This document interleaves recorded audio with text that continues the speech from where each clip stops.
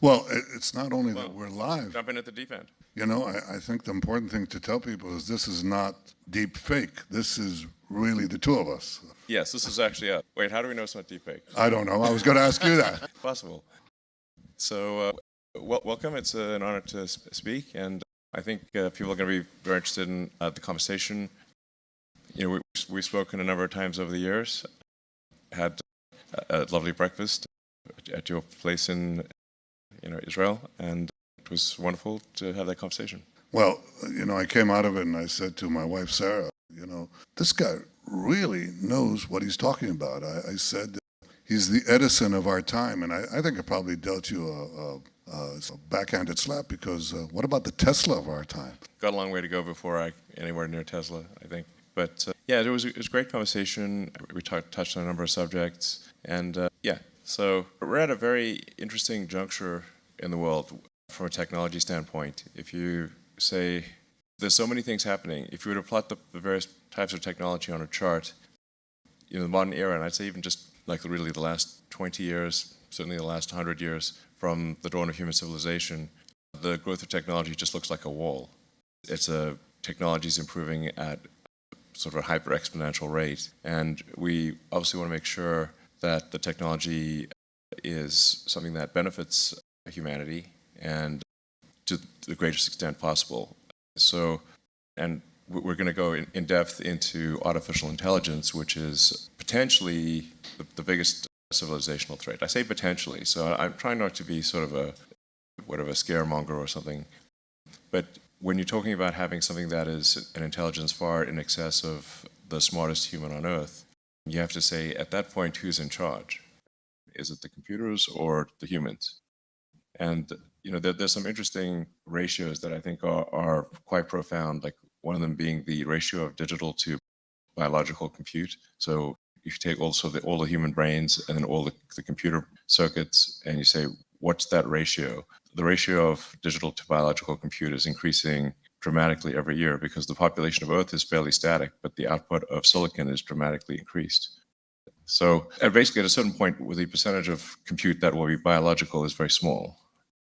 And anyway, some of these technologies, like, and I'm a technologist, and I bear some responsibility for the creation of artificial intelligence, at least, you know, a little bit.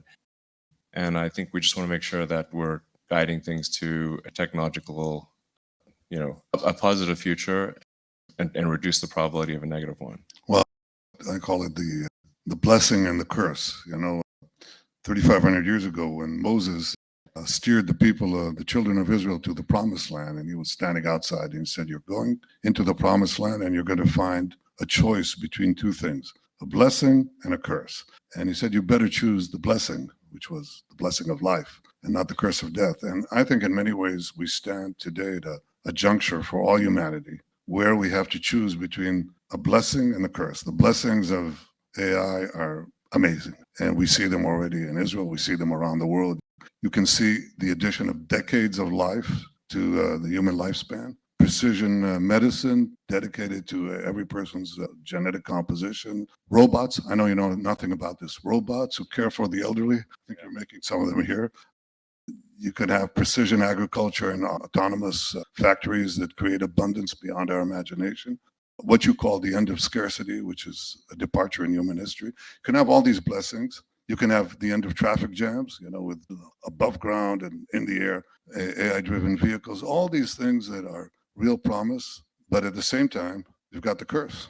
And the curse could be manifold. It could be the disruption of democracy, the interference, the manipulation of minds, crimes, AI-driven wars that go uncontrollable, and what you said just now, which is the stuff of science fiction. I mean, we used to read these things. We used to read Isaac Asimov, you know, that machines will control humans as opposed to the other way around. And I'll tell you, the worst thing about it is what you said earlier, which is that the pace of change is increasing so fast. I mean, it took us, you know, centuries at least to adapt to the agricultural revolution. It took us maybe a century to adapt to the industrial revolution.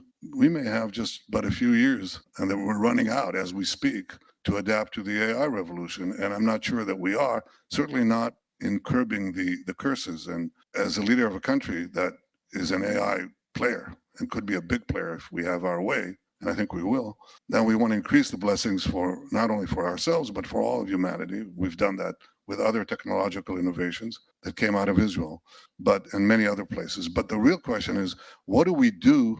What do we do internationally? What do we do globally to contain the threats? Well, you can't be president of the U.S. Last time I checked, right? But assume you are. Not officially. Not officially. Okay, so you're the unofficial president. What do you suggest we do to curb the curses and increase the blessings? Well, that's what part of this discussion is about.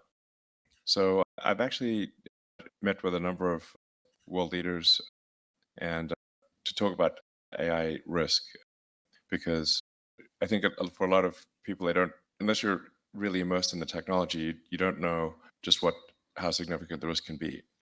And I think the reward is also very positive. So I don't want to be, I'm not. I tend to view the future as a series of probabilities. There's a certain probability that something will go wrong, some probability it'll go right. It's kind of a spectrum of things. And to the degree that there is free will versus determinism, then we want to try to exercise that free will to ensure a great future. So, and the single biggest rebuttal that I've gotten among leaders in the West with regard to AI is that, well, sure, the West might regulate AI, but what about China? Because to your point about which countries will have significant leadership in AI, China is certainly one of them, one of the very top, potentially number one. So, so if China basically does not regulate while others do, then will the other countries be at a disadvantage? That was the single most common rebuttal that I got. So I went to China, met with some of the senior leadership, and I talked about the risks of AI. One of the points I made is that if you create a digital superintelligence, that digital superintelligence, if it is sufficiently powerful and care is not taken, that digital superintelligence could be in charge of China instead of the CCP being in charge of China. I think that argument must have gotten some attention. Yeah, they propose to be in charge, and bit of a dry house we got here. Anyway, so I think that they understand the argument. Like, look, if you create digital God and now that is the boss of you, that's not something that's to them. So let me give any government. Yeah, I think there's another thing though. I mean, I see this as three layers. How do you? I've been thinking about this ever since we spoke about it. How do we? And I read some of the books, including some of the people that we're going to talk about later. Tegmark's book, which I thought was really absorbing and stimulating. But how do you get the international regime to control this thing? Okay. Well, okay. If you look at it and you look at, the first thing you can do is get like-minded states. I call them the like-minded smarts, to agree on a code of ethics and a code of conduct, and that's pretty easy. We can do it among us, within our countries and between our countries. And we can cooperate to ensure the blessings and curb the curse as much as we can. We do that in civil aviation, we do it in other things too. And we do that actually beyond the democracies. The second tier is the other regimes, the other systems. And there I look at nuclear weapons. Okay, how did we control nuclear weapons? Everybody says, well, we had treaties, we had arrangements. That's not what controlled nuclear weapons. What controlled nuclear weapons and gave us 75 years of nuclear peace? Basically MAD, what they call mutually assured destruction. That was enough, and I hope will be enough, to contain the curses inherent in these weapons of mass destruction. I think there is something beyond that machines will take over. It's that if we don't have a code of conduct between the major powers, you'll have MAC, mutually assured chaos. If anybody punches the other side and you'll have a response, then you'll have a runaway chain of events that could foster such global disruption that everybody loses. So that may persuade the established powers and superpowers. But then you have the third problem, which I think is the most difficult one. What do you do about what they call bad actors, which is a laundered way of saying rogue states, crime syndicates, runaway corporations? How about runaway individuals? I mean, like, remember the James Bond movie where you see the guy in some island and he's manufacturing the Spectre argument you have? But to do that, you need computation, you need big data, and you need basically algorithms and very able people. Could we trace that? Could we control that? Assuming we got the first part, the like-minded smarts, and then we had some kind of code of conduct and mutual deterrence among the big guys, could we police the planet against the little guys or the rogue factors? Yeah, that's a great question.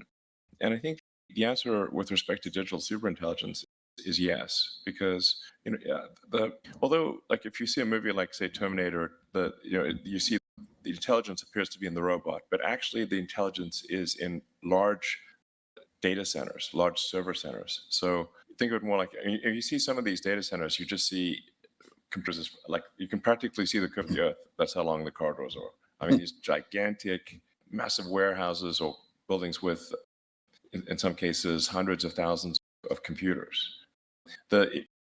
For extreme digital superintelligence, it's not subtle. So it's not someone in barriers. What you're saying is there are barriers to entry that will be difficult to overcome. What I'm saying is that you'll be able to see if you have an infrared camera from space, you'll be able to see whether it's traceable. You can actually identify it. Yes, because if you've got a sort of say 100 megawatt data center, that you're going to have 100 megawatts of heat column. So in infrared, this will show up like, it won't be subtle. It's not a drug dealer. Clear. It's not a drug dealer in the Amazon who's doing this. Yeah. No, it's hard to hide a giant service center. Maybe at the bottom of the ocean or something. But I mean, it requires a lot of capital. It's a lot of power, and it's not something that you can just sort of hide in a small location. Well, in the case of nuclear weapons, there are two principal components, which are the necessary and in many ways sufficient. And that is you have the capacity to enrich uranium, which requires these plants. And you have to have basically nuclear scientists. And the nuclear scientists you can fit in a room smaller than this to produce a nuclear device. Yeah. But you can trace the other component fairly well, so we know. And, we're doing our best to prevent it. Rogue states from having it, principally Iran. What you're saying is there's a definable universe, a small one actually, of capable actors in AI, which I think is good news. I mean, it allows, at least for the hope of some kind of regulation or some kind of controls over. Yeah, that essentially is what I think gives some hope for at least digital superintelligence. Now, you can certainly you should really think of AI as a spectrum, like a very wide range of simple AI that will do, automatic calendaring or something. Or in fact, one thing would be much appreciated is if we could apply a better AI for autocorrect on my phone, because that would be a great benefit. If the AI is so great, why is autocorrect to suck? Anyway, but there's varying degrees of AI that go from doing simple functions to levels of intelligence that I think are hard for us to comprehend as individuals. And at the very high level, the one that's least understandable requires massive amount of power, a large number of computers, and the right software and the right data and everything. So it's something you'd notice. It's not, difficult to hide. So sort of similar to uranium, you can sort of detect the uranium radiation, I agree with you. It's actually very easy to build nukes. Yeah. Well, we're trying to make it harder, doing our best. And I've devoted a good chunk of my adult life to preventing Iran from acquiring nuclear weapons because it's a bad actor. It's chance death to Israel, death to America, and they want to have ICBMs to deliver that threat. You don't want them to be able to reach Fremont or New York or Dallas or any place else and threaten you and blackmail you. Yeah, I'll tell you a funny anecdote about Iran in this case. So we've got permission from the U.S. State Department to turn on Starlink over Iran. And, so there's a few people are using it. And we got a sort of upset letter from the government of Iran. But actually, the letter was so polite that, I expected to be sort of angry or something. But it was polite to a degree that I think, like Charles Dickens level polite. And I was expecting to see, P.S. Death to America and Israel or something like that. They didn't have that. So I was like, they tried to kill the Secretary of State of the United States and the National Security Advisor. I mean, that's really chutzpah, Yeah. So don't be calmed. I just thought it was by Charles Dickens' language. No, it was very nice language, but I was like, sort of, it would have been just, frankly, just pretty epic if it said P.S. Death to America. Like, by the way, Death to America. I don't know. Whatever. It's just. Well, that's an interesting subject, which I hope we can pursue later on today. But I think, I think these regimes basically are based on the ability to control the minds of their people. And to the extent that you can you can facilitate what I know you believe in deeply, which is pluralistic views to be heard. Well, people are discussing it all over the place in the free world. What makes the unfree world unfree is that you can't have this discussion. Yeah, You can't do anything. Right, totally. No, I think it's, I think the founders of the United States, or shortly thereafter, with the First Amendment being free speech, was a very wise amendment, because you said, why did they care about that so much? Is because the places that they came from, they didn't have free speech. So the places they immigrated from, the speech was, the press and everything was very much controlled. And to your point, I think if you don't have free speech and discussion of often difficult and contentious ideas that necessarily not everyone agrees with, then you don't really. It's very, very difficult to have an effective democracy, or because the people are voting based on the information that they receive, and if they do not know what's going on, or if they're fed a false narrative, then they cannot make their vote. They cannot vote sensibly because they don't have the information. Well, I know your commitment to free speech. I respect that, because I think it's it's the foundational thing of democracies, really. But I also know your opposition to anti-Semitism. You've spoken about it, tweeted about it. And all I can say is that I hope you find within the confines of the First Amendment the ability to stop not only anti-Semitism or roll it back as best you can, but any collective hatred of a people that anti-Semitism represents.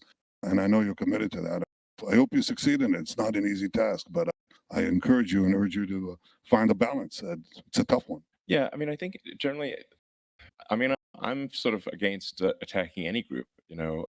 Doesn't matter who it is. I'm in favor of that which furthers civilization and which ultimately leads us to become a space-faring civilization, and where we understand the nature of the universe.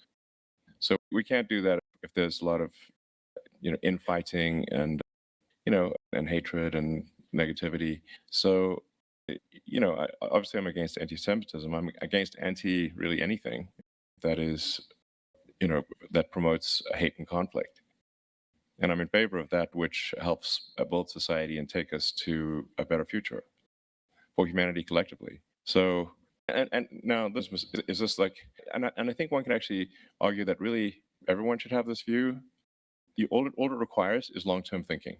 And if you're long-term thinking, you say like, okay, well, so basically you can say like, even if, hypothetically, if someone is, say, completely self-centered, well, it's like, well, how would you feel about if you didn't have civilization? It's very easy to figure that out. Just go into the forest with nothing and see how long you want to live there. Just watch an episode of Naked and Afraid and see how long you live. You may die very quickly. Yeah, no, exactly. So it's like civilization turns out is pretty nice, actually. For we may quibble about civilization, but it's easy to experience not civilization by just going into some place where there are no people and seeing what it's like, and you very quickly come back to civilization. So unless you're Ted Kaczynski or something, so he liked living in the forest.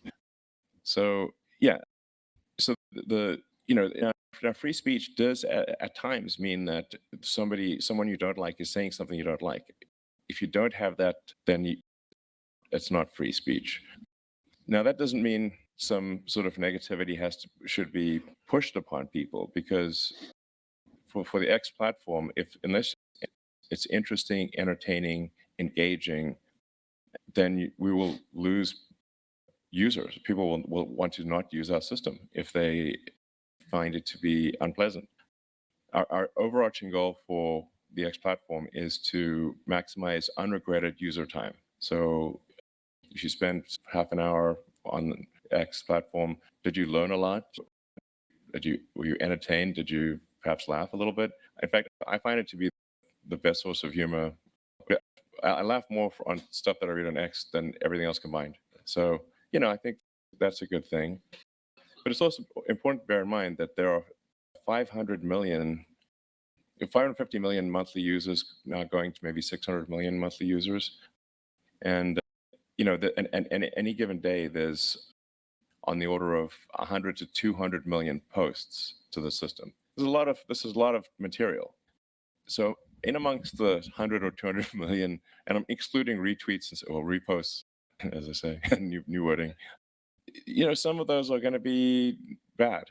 it's impossible to say, and you can't police it in advance, but you can say after the fact, oh, it's getting reported as hate speech. Okay, well, we're going to de-amplify. We're not going to promote hate speech. So because we think probably that's not what people want to hear, you know? Well, I think the other thing is that it doesn't stop you from coming out as you have and as I do on every possible forum and condemn anti-Semitism. You know, it's just this collective hatred of a people. You say they have to be banished. They don't have a right to exist. They don't have a right to a state of their own and so on. And the vile things that are said, I don't care if they come from the hard left or from the hard right or white supremacists or I don't know, ultra progressives. For me, that's something that I condemn, and I think that it's important to come out. And that's quite a separate question. The condemnation is quite separate from the question of access. The one access idea that I have, and I don't even know if it's technically possible, is to prevent the use of, bots, armies of bots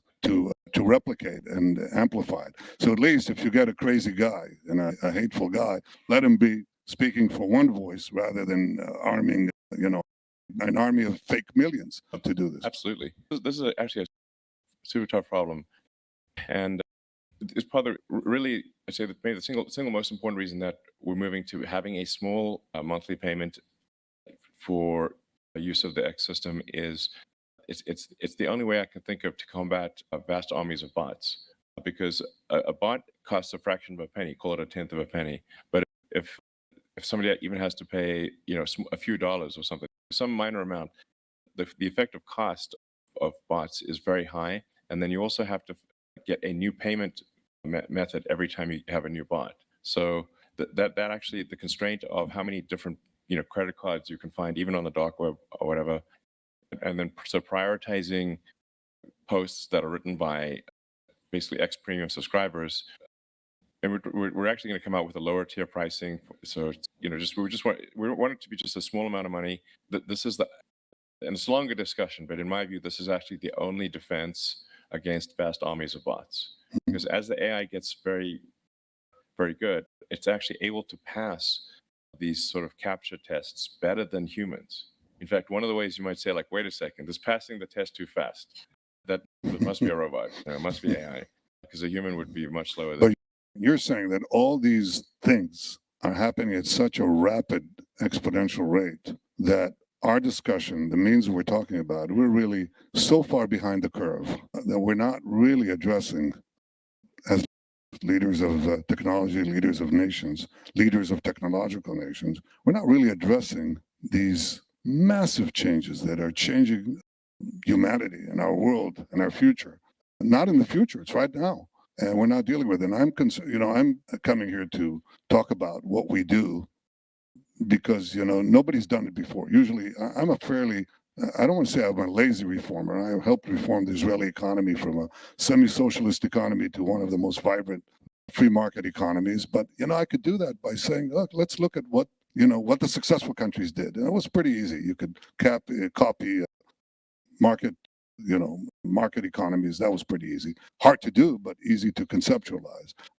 When we had to deal with cyber, there was no model, and we just went along, changed ourselves as we went along and figured out how to make Israel, one of the leading cyber powers to protect ourselves. Yeah. But when I look here, there's really no one to look at. So I came to you, and I look forward to the meeting we're going to have in a short while to talk about what's the model that a democratic country, and I have to say Israel will be always a democratic country. What does a democratic country do? How does it cooperate with other democracies? How does it cooperate with other nations to get a handle on this? I don't want to say this demon that has been released. You didn't create a demon, but you created the blessing, and it's got a curse next to it. It doesn't come free. And I think we don't have much time. And I think this is the single most important development in our lifetime, and in many ways, perhaps in history. We don't have much time to deal with shaping our future. And that is really my greatest interest for my country, but not only for my country, for everyone. I couldn't agree more. Actually, I guess before we bring the other participants on, speaking of Israel, there's, as you saw, some protesters outside. And, I've probably got the most amount of negative pushback from people at Tesla about this interview than anything else I've ever done. So if you could take a few moments to address, I think it's primarily the judicial reform question. Yeah. Well, it's a good opportunity to tell people who are protesting to at least so they know Yeah, what they're protesting about, because I think many of them don't know. And there's a concerted effort to make sure they don't know. Look, the first thing I'd say is what I just said a minute ago. Israel was, is, and will always be a robust democracy. But it's changed I would say its character subtly and imperceptibly about 3 decades ago. And I'd say this all goes back to a very a very bitter day in Athens about 2,400 years ago. There's this, that's where it starts. Okay. I told you history has its roots. Well, there's this brilliant 28-year-old man who sees his beloved teacher forced to drink a cup of hemlock, Socrates. And he says, and it was forced by the Athenian Assembly, the democracy of Athens. And Plato says, and that's a 28-year-old man, he says, what is this crazy system, this democracy? There has to be a better thing. And the better thing, he says, is a utopia where the philosopher is king. You know who the philosopher is? It's Plato. And he says, how will he govern? He'll govern with 300 guardians that he'll appoint, and they'll appoint their successors and so on. Now, this idea sort of ambled its way through the Middle Ages and was soundly rejected in modern times, first by John Locke and then Montesquieu, and then the fathers of the American Revolution. I mean, the curious thing was, Plato said you have to have elevated people, enlightened people to rule and not the masses, right? But then you had these brilliant people, Madison, Hamilton, all these guys, and they said, no, it's not the enlightened people. The people rule. It's we the people, not we the elites. We the people rule. But the way you rule and the way you balance in democracies, majority rule and individual rights, is a balance between the three branches of government. Okay? In Israel, that balance 30 years ago began to change. And we have the most activist judicial court on the planet. So it steadily arrogated to itself the powers of the legislature and the executive, where it basically decides. Democracy is supposed to be checks and balances of the three branches on each other. In Israel, the judiciary has no checks and no balances. It just has power. And so there's a request to try to bring it back into line. And that has been sort of boiling all the time. I came in and there was a proposal put in, which I thought was bad, which is to reject one imbalance by creating another imbalance. If the court can rule against any decision made by the government or the parliament, then let's now correct it by having the parliament reject any decision with a simple majority that the court makes. I thought that's a mistake. It's moving the pendulum from one side to the other side. It has to be in a happy middle. I've been looking for that happy middle. I have a majority in the parliament, in the Knesset, to legislate anything, but I didn't. I held back because I want this to be a consensus. And so we made the minimal changes that would bring back a little of the balance that we had in Israel's first 50 years. And that's what we're trying to do now. I'm still reaching for a consensus. If I can't reach it with the other side of the political aisle, which becomes very difficult in today's democracies with the polarizing effect of social media and big money and big data that is used to polarize even further, to arrange demonstrations anywhere on the planet, then if I can't do it with the other side of the aisle, then I want to do it with the public. That is to have as broad a consensus for a minor correction, basically some correction on how we choose judges, because otherwise we have, basically 15, in many ways, unelected officials. By the way, I think gifted people, good people, but they replace the government. They're sort of unelected and they decide everything. That's not exactly democracy. So we're trying to get Israel back to where it was before. I hope we succeed. I can tell you that as soon as I get back to Israel after this week, that's what I'm going to focus my attention on. I hope we succeed. But it's not, I'm described as something between, Attila the Hun and Genghis Khan. Elon, you read a lot of books.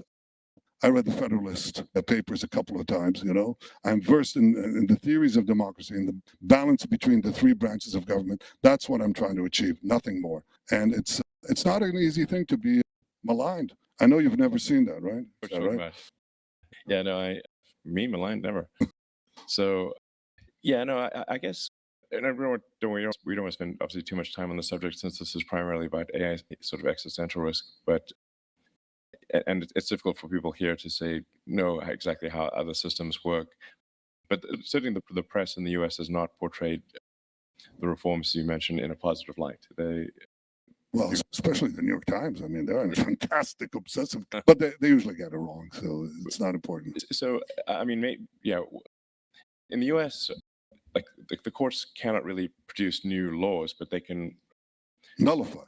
Provided it's against the Constitution. Exactly. Right. Exactly. Well, in Israel, we don't. In Israel, we supposedly have basic laws that constitute a constitution. Now, the debate in Israel is whether the court can actually change the basic laws, and it's a big debate. I don't want to get into that but there's always a balance. You know the way you balance the power of the people, the majority, with the court in America is that the politicians choose the judges. Okay, that's something that creates constant tension, obviously, including today. But that's built into democracy. There's tension between the various branches of government. You have to resolve to make sure that you're somewhere in the middle and not in one of the extremes. And that's what I hope I can achieve in Israel. So and I think it'll come out.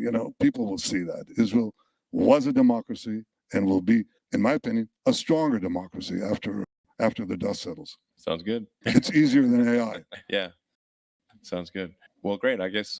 But back to AI, is this the appropriate time to bring the other people on? Only after you answer one of my questions I wanted to ask you. I want to ask you two questions. Okay. First one is, who's the person that most influenced you? Well, I've been influenced by a lot of people. I've read a lot of a voracious reader of books.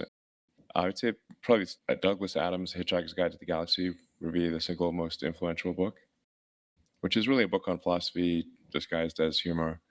So that'll probably be my number one. I mean, I think Lord of the Rings is one of my favorite books as well. Asimov, the Foundation series was actually helped inspire me to try to make life multiplanetary, because I think that improves the probable lifespan of civilization. So what about you? Well, the person who most influenced me was my father, who was a great historian. And he was also the editor. You might find this interesting because you read encyclopedias. He was the editor-in-chief of the Hebrew Encyclopedia.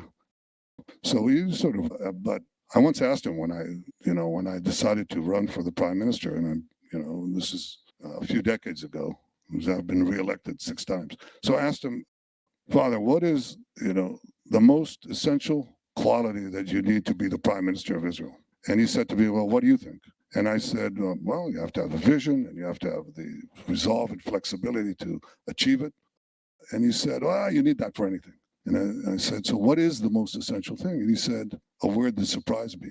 He said, education. You have to have a broad and deep education. Otherwise, you'll be at the mercy of your clerks. Otherwise, you won't navigate the course that you want to reach. You'll be navigated to the course they want to reach. And I found that to be actually very sound advice that I find hard to maintain, but I read also all the time to increase the intellectual capital and not deplete it. And I think that also makes life more interesting, as I'm sure you do.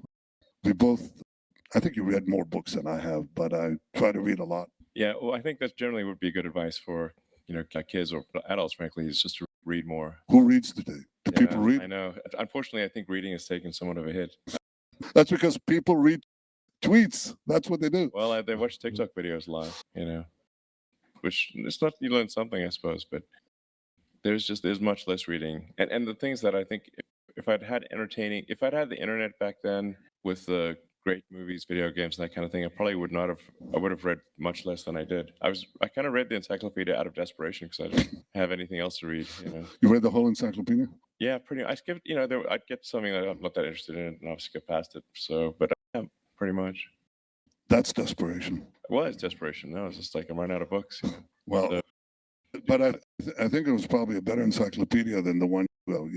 These digital encyclopedias today, which are unfortunately edited in ways that are not, don't necessarily bring out, the balanced views of things. Yeah, I mean, the fun thing about, say, like Wikipedia is, like there's an old saying, like, history is written by the victors. It's like, well, yes, but not if your enemies are still alive and have a lot of time on their hands to edit Wikipedia.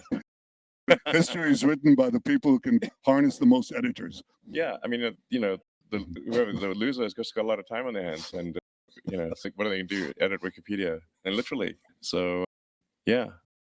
Well, should we perhaps bring, okay. Oh, we're going to take a break. Okay. Okay. So it sounds like we're going to wrap up this and then take a break. And then we'll add Max Tegmark and Greg Brockman. So is there any last words you'd like to say for just the two of us? Well, I appreciate the opportunity to pick your brain on something that is so important for the future of my country and the future of the world. And I really think that we don't have much time. We don't have much time. Yeah. Well, one of the things maybe we'll do it another time, but I went to Hebrew preschool, and I can sing a pretty good Hava Nagila, So maybe I'm gonna have a sing off at some point. But I don't know if we have time today. But if you want to, go ahead. I'm not going to stop you. Well, we need some music. This is where we go into the deep fake. We could have the Elon Musk Hava Nagila. All right. Well, I guess we'll take a break now. Maybe kick it off with some Hava Nagila in the next session or something. Terrific. Thank you.